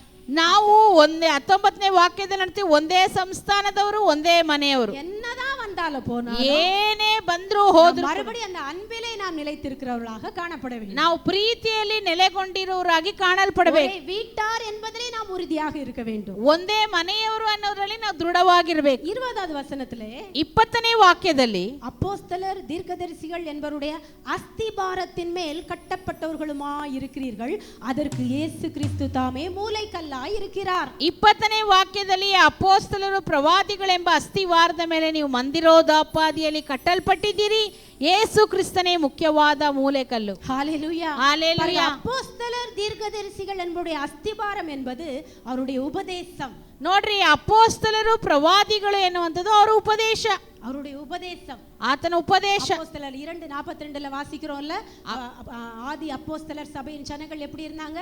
அப்போஸ்தலருடைய உபதேசத்திலே அவர்கள் நிலையா இருந்தார்கள். ಅಪೊಸ್ತಲರ ಕೃತ್ಯ 2:42 ನಾವು ಓದ್ತೀವಲ್ವಾ, ಅವರು ಅಪೊಸ್ತಲರ ಬೋಧನೆಯಲ್ಲಿ ನಿರತರಾಗಿದ್ರು. அப்ப நம்ம எதுல கட்டப்பட்டவர்களா இருக்கிறோம்? ಹಾಗಾದ್ರೆ ನಾವು ಯಾವುದರಲ್ಲಿ ಕಟ್ಟಲ್ಪಟ್ಟವರಾಗಿದ್ದೇವೆ? தேவன் நமக்கு கொடுத்த ஊழியர்களுடைய அந்த உபதேசத்தினாலே நாம் கட்டப்பட்டவர்களா இருக்கிறோம். ದೇವರು ನಮಗೆ ಕೊಡಲ್ಪಟ್ಟಿರುವಂತ ಸೇವಕರ ಬೋಧನೆಯಲ್ಲಿ ನಾವು ನೆಲೆಯಾಗಿದ್ದೇವೆ. அதற்கு இயேசு கிறிஸ்து தாமே மூலைக்கல்லா இருக்கிறார். ಯೇಸು ಕ್ರಿಸ್ತನೇ ಮುಖ್ಯವಾದ ಮೂಲೆಗಲ್ಲು. பாருங்க, இயேசு கிறிஸ்து தாங்க மூலைக்கல்லு. ನೋಡ್ರಿ, ಯೇಸು ಕ್ರಿಸ್ತನೇ ಮೂಲೆಕಲ್ಲು. அடுத்த வசனத்துல வாசிங்க. ನಂತರ ವಾಕ್ಯದಲ್ಲಿ ನೋಡ್ತೇವೆ, போடப்பட்டிருக்கிற அஸ்திபாரமாகிய இயேசு கிறிஸ்துவை அல்லாமல் வேறே அஸ்திபாரத்தை போட ஒருவனாலும் கூடாது. ಅಲ್ಲಿ ಆತನ ಹಾಕಿರುವಂತ ಅಸ್ತಿಭಾರ ಯೇಸು ಕ್ರಿಸ್ತನ ಮೇಲೆ ಹೊರತು ಬೇರೆ ಯಾರ ಮುಖಾಂತರ ಇಲ್ಲ. கவனமா வசனத்தை நீங்க பார்க்கணும். ವಾಕ್ಯವನ್ನು ಗಮನವಾಗಿ ಕೇಳಬೇಕು. கவனமா கேளுங்க, ಗಮನವಾಗಿ ಕೇಳ್ರಿ. அதுக்கு பிற்பாடு ஒரு கேள்வி இருக்கிறது.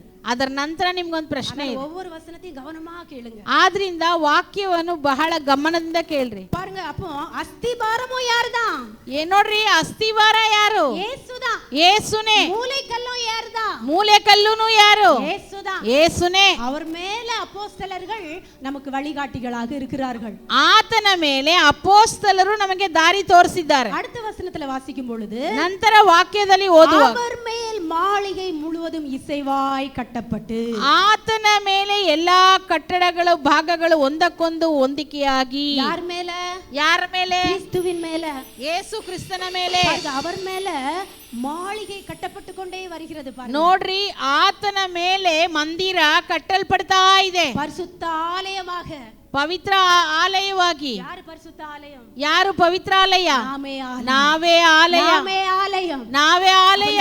ஆலயம் எப்படி கட்டப்பட வேண்டும்? ಈ ಆಲಯ ಯಾವ ರೀತಿ ಕಟ್ಟಲ್ಪಡಬೇಕು? அவருடைய வார்த்தையினாலே, ನಮ್ಮ ಮಾತಿನಿಂದ. அவருடைய வார்த்தையினாலே, ಸಾರಿ, ಕ್ಷಮಿಸಿ, ಆತನ ಒಂದು ಮಾತಿನಿಂದ, உபதேசத்தினாலே, ಆತನ ಉಪದೇಶದಿಂದ நம்முடைய ஆலயம் ஒவ்வொரு நாளும் கட்டப்பட்டு கொண்டே இருக்க வேண்டும். ಆಲಯ ಒಂದೊಂದು ದಿನ ಕಟ್ಟಲ್ಪಡ್ತಾ ಇರಬೇಕು.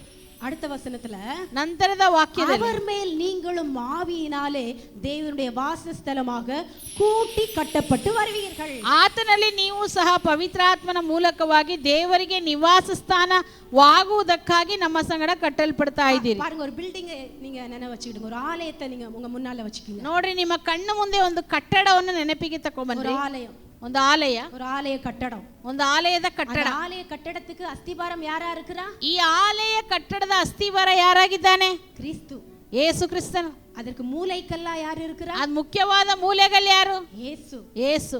ಅದಕ್ಕೆ ಮೇಲೆ அப்போஸ்தலர்கள், ಅದರ ಮೇಲೆ ಅಪೊಸ್ತಲರು, உபதேசங்கள், ಅವರ ಉಪದೇಶ. அதன் மூலமாக நம்முடைய ஆவிக்குரிய வாழ்க்கை கொஞ்சம் கொஞ்சமா கட்டப்பட்டு கொண்டே வருகிறது. ಅದರ ಮೂಲಕ ನಮ್ಮ ಆತ್ಮಿಕ ಜೀವಿತ ಸ್ವಲ್ಪ ಸ್ವಲ್ಪ ಸ್ವಲ್ಪ ಸ್ವಲ್ಪ ಕಟ್ಟುತ್ತಾ ಬರ್ತಾ ಇದೆ. தேவாலயம் தேவனுடைய வசனத்தினால கட்டி எழுப்பப்பட வேண்டும். ದೇವರ ಆಲಯ ದೇವರ ವಾಕ್ಯದಿಂದ ಕಟ್ಟಲ್ಪಟ್ಟಿರಬೇಕು. தேவனுடைய மகிமையினால் கட்டி எழுப்பப்பட வேண்டும். ದೇವರ ಮಹಿಮೆಯಿಂದ ಕಟ್ಟಲ್ಪಟ್ಟಿರಬೇಕು. பரிசுத்தத்தினால் கட்டி எழுப்பப்பட வேண்டும். ಆತನ ಪವಿತ್ರತೆಯಿಂದ ಕಟ್ಟಲ್ಪಟ್ಟಿರಬೇಕು. குணாதிசயங்களினால் கட்டப்பட்டு, ಆತನ ಗುಣಾತಿಶಯದಿಂದ ಕಟ್ಟಲ್ಪಟ್ಟಿರಬೇಕು. அப்போதான் அது ஒரு மாளிகை. ಆವಾಗ ಮಾತ್ರ ಅದೊಂದು ಮಂದಿರ.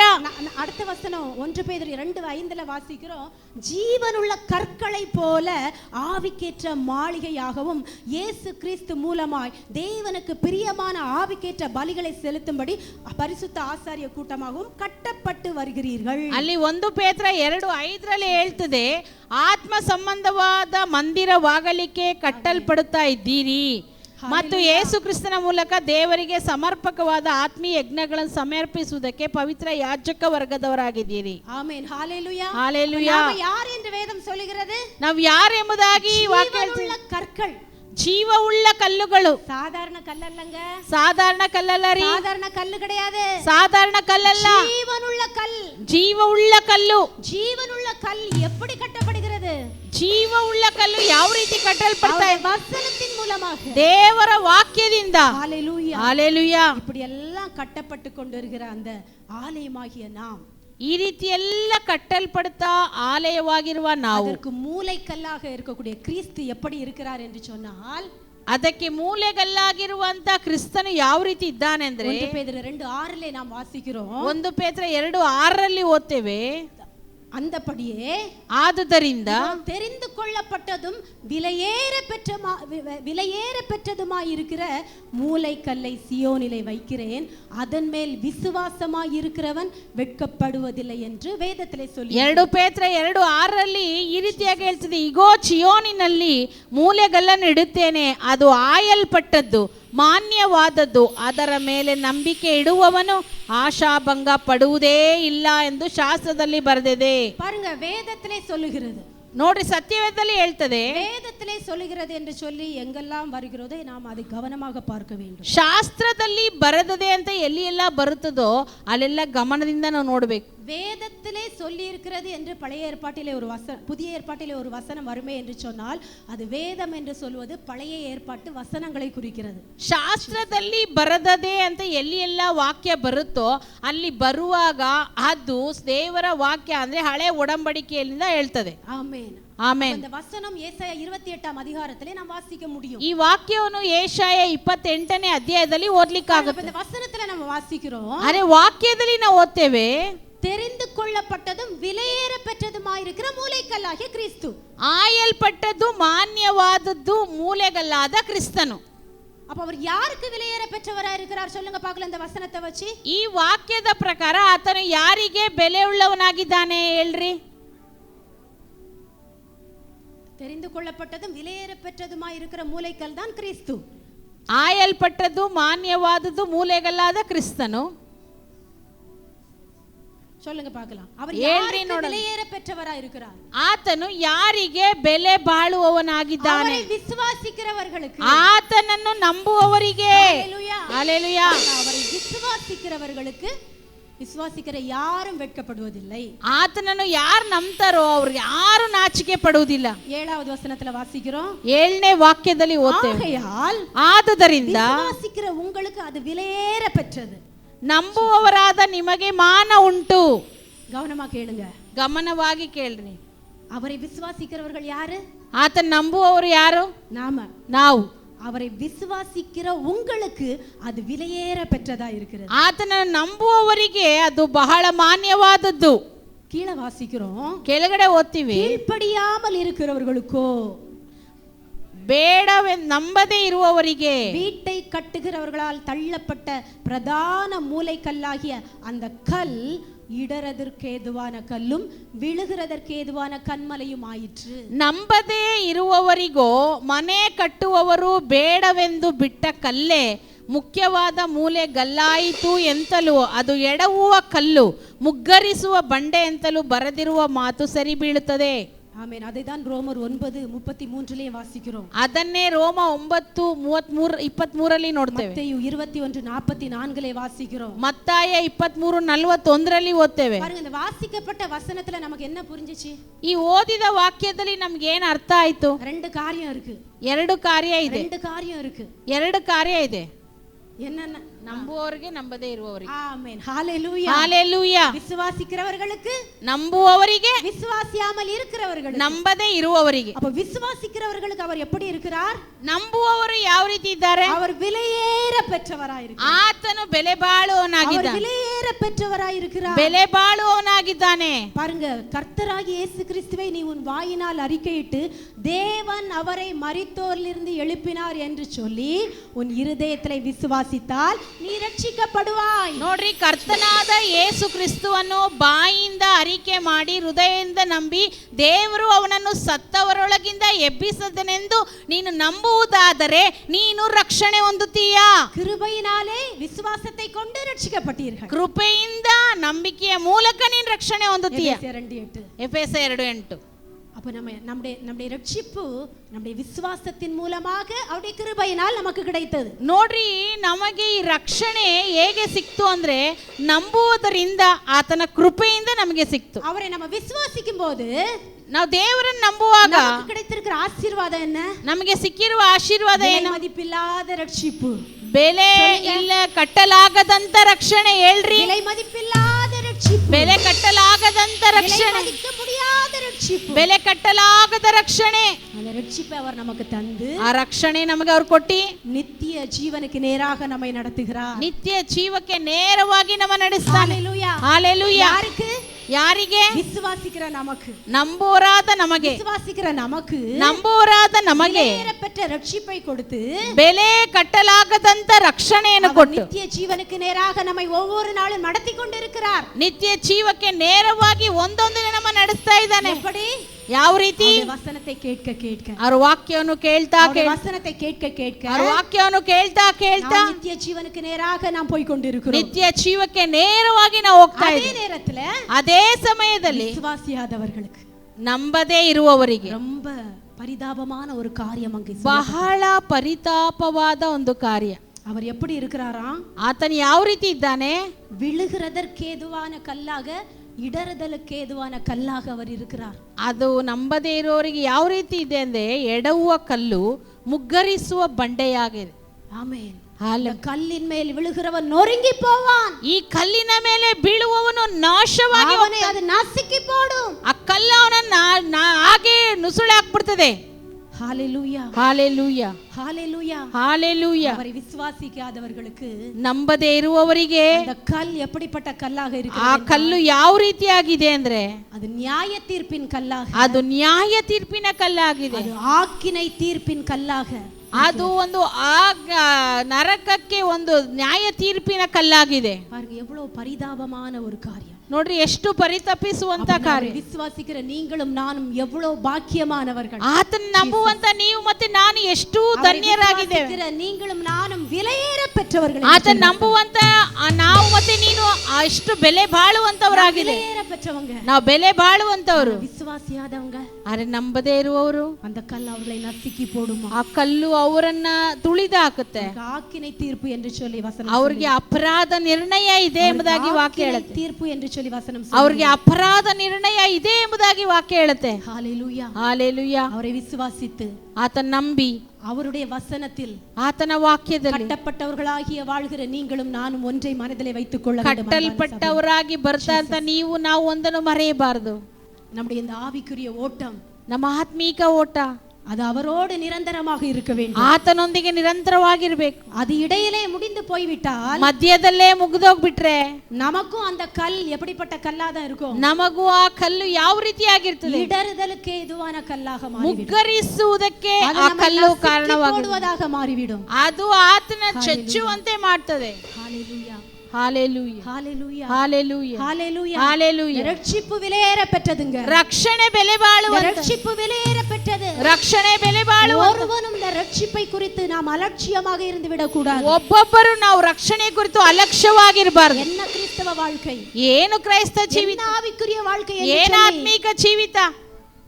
இந்த ஆவிக்குரிய இந்த ரட்சிப்பின் அனுபவத்தை நம்ம என்னைக்குமே ஈஸியாக எடுத்துக்கொள்ள கூடாது. ಈ ಆತ್ಮೀಕ ರಕ್ಷಣೆಯನ್ನು ಯಾವತ್ತೂ ನಾವು ಸುಲಭವಾಗಿ ತಗೊಳ್ಳಬಾರದು. இவ்வளவு நாள் பட்ட பிரயாசம் அது வீணாக போய்விட கூடாது. ಇಷ್ಟು ದಿನ ಪಟ್ಟಂತ ಪ್ರಯಾಸ ಅದು ವ್ಯರ್ಥವಾಗಿ ಜೀವನಕ್ಕೆ ನೇರಾಗ ನಮ್ಮನ್ನು ನಡೆಸಬೇಕು. ಅದು ನಿತ್ಯ ಜೀವಕ್ಕೆ ನೇರವಾಗಿ ನಮ್ಮ ನಡೆಸುತ್ತದೆ. ஹalleluya. ஹalleluya. ஹalleluya. ஹalleluya. பழைய ஏற்பாட்டிலே ಹಳೆಯ ಒಡಂಬಡಿಕೆಯಲ್ಲಿ கிறிஸ்து என்கிறதான கல், ಕ್ರಿಸ್ತನು ಎನ್ನುವಂತ ಕಲ್ಲು ಇಸ್ರಾಯೇಲ್ ಜನங்களை, ಇಸ್ರಾಯೇಲ್ ಜನರನ್ನು ಎಗಿಪ್ತಿನ ಅಡಿಮೈತನத்திலிருந்து, ಐಗುಪ್ತದ ಗುಲಾಮತನದಿಂದ ರಕ್ಷಿಸಿ ಕಾನಾನುக்கு நேராக வழி நடத்தினது. ಕಾನಾನಿಗೆ ನೇರವಾಗಿ ಮಾರ್ಗ ನಡೆಸಿದ புதிய ஏற்பாட்டிலே ಹೊಸ ಒಡಂಬಡಿಕೆ கிறிஸ்து என்கிறதான கல், ಕ್ರಿಸ್ತನು ಎನ್ನುವ ಕಲ್ಲು நம்மை பாவ அடிமைத்தனத்திலிருந்து நம்மை ரட்சித்து ಪಾಪದ ಗುಲಾಮತನದಿಂದ ನಮ್ಮನ್ನು ರಕ್ಷಿಸಿ நித்திய ஜீவன் என்கிற பரலோக வீட்டிற்கு நேராக நம்மை நடத்துகிறது. ನಿತ್ಯ ಜೀವ ಎನ್ನುವ ಪರಲೋಕ ಮನೆಗೆ ನೇರವಾಗಿ ನಡೆಸ್ತಾ ಇದೆ. ஹalleluya. ஹalleluya. ஹalleluya. இப்படிப்பட்ட கல்லாக இருக்கக்கூடியதான கிறிஸ்து, ಈ ರೀತಿಯಾದ ಕಲ್ಲಾಗಿರುವಂತ ಕ್ರಿಸ್ತನು இங்கே பேதுருவிடம் ஒரு காரியத்தை சொல்லுகிறார். ಪೇತ್ರನ ಬಳಿಯಲ್ಲಿ ಒಂದು ಕಾರ್ಯವನ್ನು ಹೇಳ್ತಾ ಇದ್ದಾನೆ. மத்தேயு 16:18ல, ಮತ್ತಾಯ 16:18ರಲ್ಲಿ, மேலும் நான் உனக்கு சொல்லுகிறேன், நீ பேதுருவாய் இருக்கிறாய், இந்த கல்லின் மேல் என் சபையை கட்டுவேன், பாதாளத்தின் வாசல்கள் அதை மேற்கொள்வதில்லை. ನಾನು ನಿನಗೆ ಒಂದು ಮಾತನ್ನು ಹೇಳುತ್ತೇನೆ, ಅದೇನೆಂದರೆ ನೀನು ಪೇತ್ರನು, ಈ ಬಂಡೆಯ ಮೇಲೆ ನನ್ನ ಸಭೆಯನ್ನು ಕಟ್ಟುವೆನು, ಪಾತಾಳದ ಬಲವು ಅದನ್ನು ಸೋಲಿಸಲಾರದು. இப்ப நிறைய வசனங்கள் எல்லாம் நம்ம தியானிச்சோம் பாத்தீங்களா? ತುಂಬಾ ವಾಕ್ಯಗಳನ್ನ ನಾವು ಧ್ಯಾನ ಮಾಡಿದೀವಿ ಅಲ್ವಾ? அந்த வசனத்திலிருந்து இப்போ நீங்க பதில் சொல்லணும். ಆ ವಾಕ್ಯದಿಂದ ನೀವು ನನಗೆ ಉತ್ತರ ಕೊಡಬೇಕೀಗ. ஆண்டவர் பேதுருக்கிட்டயா உன்மேல் என் சபையை கட்டுவேன் என்று சொல்லுகிறார். ದೇವರು ಪೇತ್ರನ ಬಳಿ ಹತ್ರ ಹೇಳ್ತಾರ, ನಿಜವಾಗ್ಲೂ ನೀನು ನನ್ನ ಸಭೆಯನ್ನ ಕಟ್ತೀಯ ಅಂತ சொல்லுங்க. பேதுருக்கிட்டயா சொன்னார் உன்மேல் என் சபையை கட்டுவேன்? ಪೇತ್ರನ ಹತ್ರ ಹೇಳಿದ್ರ, ನಿಜವಾಗ್ಲೂ ನೀನು ನನ್ನ ಸಭೆಯನ್ನ ಕಟ್ತೀಯ ಅಂತ? இவ்வளவு நேரம் நம்ம வாசிச்சோல்ல, அவர் மூலைக்கல் ಅಸ್ಥಿವಾರ ಕಲ್ಲು ಎಂದು சொல்லி நம்ம பார்த்தோம். ಈಗ ಮೂಲೆ ಕಲ್ಲು, ಅಸ್ಥಿವಾರ ಕಲ್ಲು ಕ್ರಿಸ್ತನ್ ಎಂಬುದಾಗಿ ಓದಿದ್ವಿ. பாருங்க, இது இந்த வசனம் ಗ್ರೀಕ್ ಭಾಷೆಯಲ್ಲಿ எப்படி இருக்கிறது என்று சொன்னால், ಈ ವಾಕ್ಯ ಗ್ರೀಕ್ ಭಾಷೆಯಲ್ಲಿ ಯಾವ ರೀತಿ ಇದೆ ಅಂದ್ರೆ, பேதுரு என்கிற இடத்துல பெட்ரோஸ் என்று சொல்லப்பட்டிருக்கிறது. ಪೇತ್ರ ಎನ್ನುವಂತ ಸ್ಥಳದಲ್ಲಿ ಪೆಟ್ರೋಸ್ ಎಂಬುದಾಗಿ ಹೇಳಲ್ಪಟ್ಟಿದೆ. ಅದರ ಅರ್ಥ ஒரு சிறிய கல் இல்லனா ஒரு சிறிய பாறை என்று எடுத்துಕೊಳ್ಳಿ. ಅದರ ಅರ್ಥ ಒಂದು ಬಂಡೆ ಅಥವಾ ಒಂದು ಕಲ್ಲು ಅಂತ ತಗೊಳ್ರಿ. இந்த கல்லின் மேல், இந்த கல் என்று சொல்லுகிற இடத்துல பெட்ரா என்கிறதான பதம் வந்திருக்கிறது.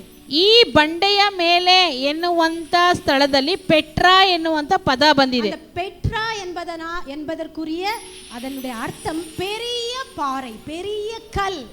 ಈ ಪೆಟ್ರಾ ಎನ್ನುವ ಪದದ ಅರ್ಥ ಏನೇ, ದೊಡ್ಡ ಬಂಡೆ ಕಲ್ಲು. பேதுரு என்கிறது சிறிய கல், ಪೇತ್ರ ಅನ್ನುವಂಥದ್ದು ಚಿಕ್ಕ ಕಲ್ಲು. பெட்ரோஸ், ಪೆಟ್ರೋಸ್ இந்த கல் என்று சொல்லுகிறது பெட்ரோ, அது வந்து பெரிய கல்.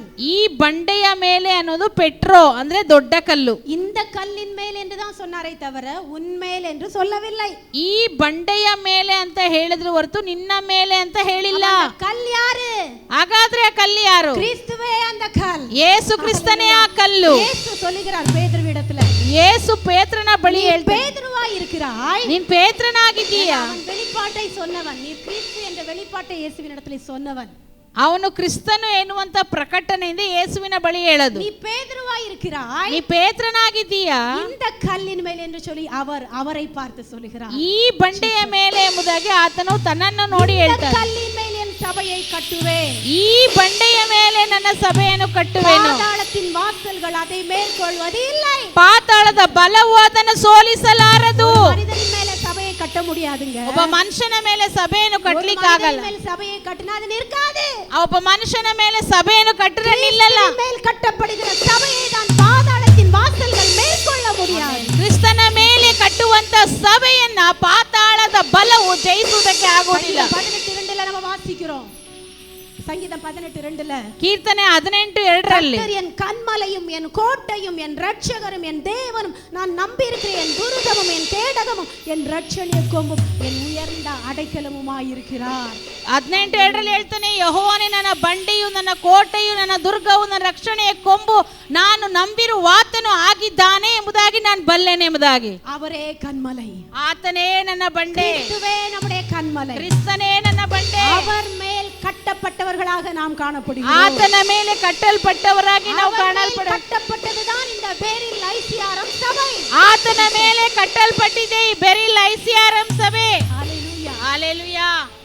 ஆக ಆದ್ದರಿಂದ கிறிஸ்து நம்மை இருதயத்தில் சுமக்கிற கல்லாக, ನನ್ನನ್ನು ಹೃದಯದಲ್ಲಿ ಹೊರುವಂತ ಕಲ್ಲಾಗಿ, நம்மை தோள் மேல் சுமக்கிற கல்லாக, ನನ್ನ ಭುಜದಲ್ಲಿ ನನ್ನನ್ನು ಹೊರುವ ಕಲ್ಲಾಗಿ, ரட்சிப்பின் அஸ்திபார கல்லாக, ನನ್ನ ರಕ್ಷಣೆಯ ಅಸ್ತಿಭಾರ ಕಲ್ಲಾಗಿ நம்முடைய வாழ்க்கையிலே அவர் காணப்படுகிறார். ನಮ್ಮ ಒಂದು ಜೀವಿತದಲ್ಲಿ ಕಾಣಲ್ಪಡ್ತಾನೆ. இப்படிப்பட்ட கல்லாக இருக்கக்கூடியதான கிறிஸ்து, ಇಂಥ ಕಲ್ಲಾಗಿರುವಂತ ಕ್ರಿಸ್ತನು, கன்மலையாகிய கிறிஸ்து, ಬಂಡೆಯಾಗಿರುವಂತ ಕ್ರಿಸ್ತನು ஒரு நாள் ಒಂದು ದಿನ கைகளால் பெயர்க்கப்படாத ஒரு கல்லாக, ಕೈಯಿಂದ ಒಡೆಯಲ್ಪಡದೇ ಇರುವ ಕಲ್ಲಾಗಿ, என்றென்றைக்கும் நிற்கும் கல்லாக, ಎಂದೆಂದಿಗೂ ನಿಲ್ಲುವಂತ ಕಲ್ಲಾಗಿ, என்றென்றைக்கும் அழியாத ஒரு ராஜ்யத்தை உங்களுக்காகவும் எனக்காகவும் அவர் ஏற்படுத்த போகிறார். ಎಂದೆಂದಿಗೂ ಅಳಿಯದೇ ಇರುವಂತ ರಾಜ್ಯವನ್ನು ನಿಮಗೋಸ್ಕರ ನನಗಾಗಿ ಏರ್ಪಡಿಸಲಿಕ್ಕಿದ್ದಾನೆ. தானியேல் 2 அதிகாரம் 34-44வது வசனத்திலே நாம் வாசிக்கும் பொழுது, ದಾನಿಯೇಲ 2ನೇ ಅಧ್ಯಾಯ 34ನೇ ವಚನದಲ್ಲಿ ನಾವು ಓದುವಾಗ,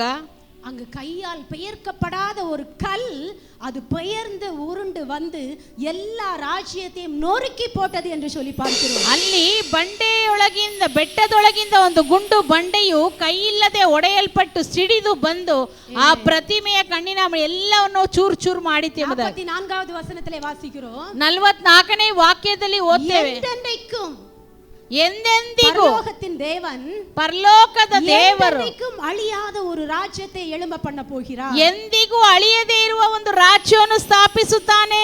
அந்த வசனத்தின் கடைசில வாசிக்கிறோம். ಆ ವಾಕ್ಯದ ಕೊನೆಯಲ್ಲಿ ಓದ್ತೇವೆ, தானே என்றென்றைக்கும் நிற்கும், ಅದು ತಾನೇ ಶಾಶ್ವತವಾಗಿ ನಿಲ್ಲುವುದು, எல்லாம் அழிந்து போகும், ಬೇರೆ ಎಲ್ಲ ನಾಶವಾಗುವುದು, ராஜ்யமும் அழிந்து, ಬೇರೆ ಎಲ್ಲ ರಾಜ್ಯ ಅಳಿದು ಹೋಗ್ತದೆ, பெருமை புகழ் பிரஸ்தாபம் எல்லாம் அழிந்து போகும், ಎಲ್ಲ ಹೆಸರು ಹೊಗಳುವಿಕೆ ಪ್ರಸಿದ್ಧಿ ಎಲ್ಲ ಅಳಿದು ಹೋಗುತ್ತೆ. அழியாத கன்மலையாகிய கிறிஸ்து ஒருவரே என்றென்றைக்கும் நிலைத்திருப்பார். ಆದರೆ ಅಳಿಯದೇ ಇರುವಂತ ಬಂಡೆಯಾಗಿರುವ ಕ್ರಿಸ್ತನು ಎಂದೆಂದಿಗೂ ಶಾಶ್ವತವಾಗಿ ನಿಲ್ಲುತ್ತಾನೆ. ராஜ்யத்திலே தான் நீங்களும் நானும் நித்தியமாக வாசம் பண்ண போகிறோம். ಅದೇ ಕ್ರಿಸ್ತನ ರಾಜ್ಯದಲ್ಲಿ ನೀವು ಮತ್ತೆ ನಾನು ನಿತ್ಯ ನಿತ್ಯ ಕಾಲಕ್ಕೂ ವಾಸಿಸಲು ನಾವೆಲ್ಲ ಎದ್ದು ನಿಂತ್ಕೊಳ್ಳೋಣ. ಹalleluya, thank you Jesus. அவருடைய நிலையான ராஜ்யத்திலே, ಆತನ ನಿಲೆಯಾದ ರಾಜ್ಯ, நித்திய ராஜ்யத்திலே, ಆತನ ನಿತ್ಯ ರಾಜ್ಯದಲ್ಲಿ எப்போதும் நாம் ಯಾವಾಗಲೂ நாம் வாசம் பண்ண வேண்டும் என்று சொன்னால், ಯಾವಾಗಲೂ ಯುಗ ಯುಗಕ್ಕೂ ನಾವು ವಾಸ ಮಾಡಬೇಕಂದ್ರೆ ஒவ்வொரு நாளும் அவர் மேல் கட்டப்படுகிறதான மாளிகையாக நம்முடைய வாழ்க்கை, நம்முடைய ஆவிக்குரிய வாழ்க்கை கட்டப்பட்டு கொண்டே இருக்க வேண்டும். ಒಂದೊಂದು ದಿನವೂ ಮಾಳಿಗೆಯಾಗಿರುವಂತ ನಮ್ಮ ಆತ್ಮಿಕ ಜೀವಿತ ಒಂದೊಂದಿನ ಕಟ್ಟಲ್ಪಡ್ತಾ ಇರಬೇಕು. கட்டடம் இடையிலே அது நின்று விடக்கூடாது. ಅದು ಮಧ್ಯದಲ್ಲಿ ಬಿಟ್ಟು ಬಿಡಬಾರದು. இந்த கட்டிடம் இந்த ஆவிக்குரிய கட்டடம், ಈ ಕಟ್ಟಡ ಆತ್ಮೀಕ ಕಟ್ಟಡ, ஆவிக்குரிய மாளிகை. ಇದು ಆತ್ಮೀಕ ಮಾಳಿಗೆ. உலகத்திலே காணப்படுகிற பிரச்சனை போராட்டங்கள் மத்தியிலே அதை பார்த்து நம்முடைய ஆவிக்குரிய இந்த கட்டடம் இடையிலே அது நின்று விடக்கூடாது. ಈ ಲೋಕದಲ್ಲಿ ನಮಗೆ ಸಂಭವಿಸುವಂತ ಹೋರಾಟ ಸಮಸ್ಯೆಗಳನ್ನ ನೋಡಿ ಈ ಆತ್ಮೀಕ ಮಂದಿರ ನಿಂತು ಬಿಡಬಾರದು, ಅದು ಕಟ್ಟುತ್ತಾ ಹೋಗ್ಬೇಕು. இந்த ஆவிக்குரிய மாளிகை, ಆತ್ಮೀಕ ಮಂದಿರ, ஆவிக்குரிய மாளிகை ಆತ್ಮೀಕ ಮಂದಿರ கிறிஸ்துவோடு, ಕ್ರಿಸ್ತನೊಂದಿಗೆ, அவர் ஆளுகையிலே, ಆತನ ಆಳ್ವಿಕೆಯಲ್ಲಿ, ராஜ்யத்திலே ಆತನ ರಾಜ್ಯದಲ್ಲಿ நாம் ஆளுகிறவர்களாக காணப்பட வேண்டும். ನಾವು ಆಳುವವರಾಗಿ ಕಾಣಲ್ಪಡಬೇಕು. ஆளுகிறவர்களாக காணப்பட வேண்டும். ನಾವು ಆಳುವವರಾಗಿ ಕಾಣಲ್ಪಡಬೇಕು. நம்பிக்கையோடு, ಆ ನಂಬಿಕೆಯೊಟ್ಟಿಗೆ, விசுவாசத்தோடு, ಆ ನಿರೀಕ್ಷೆಯೊಂದಿಗೆ, எதிர்பார்ப்போடு, ಆ ಎದುರು ನೋಡುವಿಕೆಯೊಂದಿಗೆ முன்னே நிற்கிற எல்லா பாரமான சுமைகளையும் உதறிவிட்டு ನಮಗೆ ಹತ್ತಿಕೊಂಡಿರುವಂತ ಎಲ್ಲ ಭಾರವನ್ನು ಒದರಿಬಿಟ್ಟು நம்முடைய கண்மலையாகிய கிறிஸ்துவை மாத்திரம் நோக்கி பார்த்து ನಮ್ಮ ಬಂಡೆಯಾಗಿರುವ ಕ್ರಿಸ್ತನನ್ನು ಮಾತ್ರ ದೃಷ್ಟಿಸಿ ನೋಡಿ, நம்முடைய ஓட்டத்திலே, ನಮ್ಮ ಓಟದಲ್ಲಿ, ஆவிக்குரிய ஓட்டத்திலே ನಮ್ಮ ಆತ್ಮೀಕ ಓಟದಲ್ಲಿ பொறுமையாக ஓடுவோம். ನಾವು ತಾಳ್ಮೆಯಿಂದ ಓಡಬೇಕು. பொறுமையாக ನಾವು ஓடுவோம். ತಾಳ್ಮೆ